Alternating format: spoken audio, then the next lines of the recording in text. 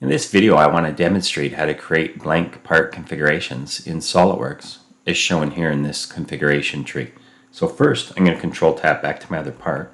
To make a configuration, I'm going to move across to the Configuration Manager, select that tab, and by default we have one configuration. To add a new configuration, I'm going to right-click on the part here. Just going to click back in white space once. I don't want to right-click on the default configuration, or I'll be making a derived or sub-configuration of that one. Notice the difference here. Add derived configuration. I'll go back here and right-click on the part name, and I'm adding a configuration. So I'm going to select that, and I'm going to call this Sweep Cut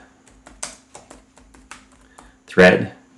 I can add a description now if I want, or later. I can tell it I want to use this one in the bill of materials. I can add comments, custom properties, and there's lots of other options. For now, I just want to focus on creating the blank part configuration. So I'm going to say OK.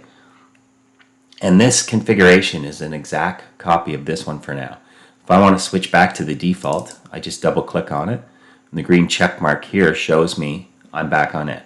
If I switch to this one, I double click on it, and again the green check mark shows this is the active configuration. There are multiple ways to create configurations. In this video I just want to focus on doing it within SolidWorks. And at this point in time I'm just creating duplicates of my default part. So I'm going to do that one more time. I'm going to right click on configurations and I'm going to select add configuration. And this one I'm going to call the Thread Wizard thread. And I'm going to say OK. So now I've created 3 configurations. Because I just created this one, it's the active configuration, and they're all exact copies of the other.